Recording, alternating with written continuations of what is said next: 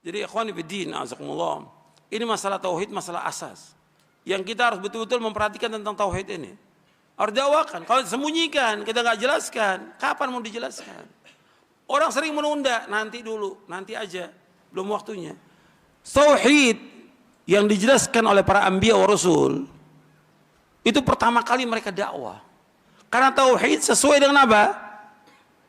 Sesuai dengan apa? Fitrah manusia.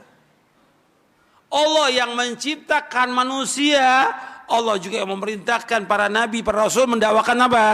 Tauhid. Allah menciptakan manusia tahu tentang baik dan tidaknya manusia ini, lurus dan tidaknya manusia, bahagia dan tidaknya manusia dengan tauhid. Makanya semua nabi manhajnya jelas. Nah, banyak para dai yang tidak punya manhaj, yang tidak tahu manhaj. Manhajul anbiya fi da'wati ila Allah at-tauhid fihi al-hikmah wal aql. Manhajul anbiya fi da'wati ila Allah tauhid fihi al-hikmah wal aql. Manhajnya para nabi dan para rasul semuanya sama, memulai dakwahnya dengan tauhid. Itulah dakwah yang hikmah. Dakwah yang dikatakan dakwah yang hikmah, menjelaskan tentang tauhid, menjelaskan tentang syirik, itu hikmah. Dianggap oleh sebagian masyarakat dakwah tauhid dakwah apa? Keras, tidak hikmah. Lantas yang hikmah bagaimana? Mengikuti masyarakat. La haula wala quwwata illa billah. Ya rusak agama ini. Masyarakat awam nggak punya ilmu. Tadi saya sebutkan sifat manusia apa? Bodoh. Kok ngikuti orang bodoh? Dia dikasih sama Allah sedikit ilmu, sampaikan ilmu itu kepada manusia. Jelaskan. Susah memang. Banyak cemoohan, harus sabar. Daripada Allah sebutkan, fama asbarahum 'alan nar. Kok mereka sabar dengan masuk neraka? Mendingan sabar di dunia dengan celaan, cacian, tetap untuk memperjuangkan tauhid. Daripada nanti dimasukkan ke dalam neraka. Berapa tahun dimasukkan neraka? Jutaan tahun. Kok sabar? Nggak sabar 60 tahun dakwah ini nggak sabar. Celaan, cacian, makian dihalangi dakwah ini. Masjid dihalangi, jalan terus dakwah. Nggak boleh berhenti dakwah ini. Ini dakwah benar, sesuai dengan fitrah manusia. Orang betul akan memadamkan cahaya ini, tapi Allah, orang akan memadamkan cahaya ini, tapi Allah akan tetap menghidupkan dakwah ini. Nggak boleh berhenti, nggak boleh takut pada manusia. Allah sebutkan wala yakhafuna laumatal laim. Mereka nggak takut celaan orang mencela. Orang celah nggak ada masalah mencela. Celaan manusia nggak akan merendahkan diri kita di sisi Allah Taala. Dan pujian manusia nggak akan mengangkat derajat kita di sisi Allah Taala. Itu harus ingat itu. Prinsip dalam hidup kita, celaan manusia, orang celah kita nggak akan merendahkan diri kita di sisi Allah Taala. Karena kedudukan kita tergantung dari iman kita, takwa kita kepada Allah, amal soleh kita. Pujian manusia, banyak orang muji kita, nggak akan mengangkat derajat kita di sisi Allah. Karena Allah akan melihat apa? Tentang imannya dia, ikhlasnya dia, ilmunya dia, amal solehnya Allah lihat ya gimana. Bukan pujian manusia. Tapi dakwah ini harus jalan. Makanya antum lihat, para nabi dan para rasul dipuji atau dicela oleh umatnya? Dicela. Kita nggak mengharapkan celaan manusia. Tapi kita tetap wajib mendakwakan dakwah ini. Kita ingin cari redhonya siapa?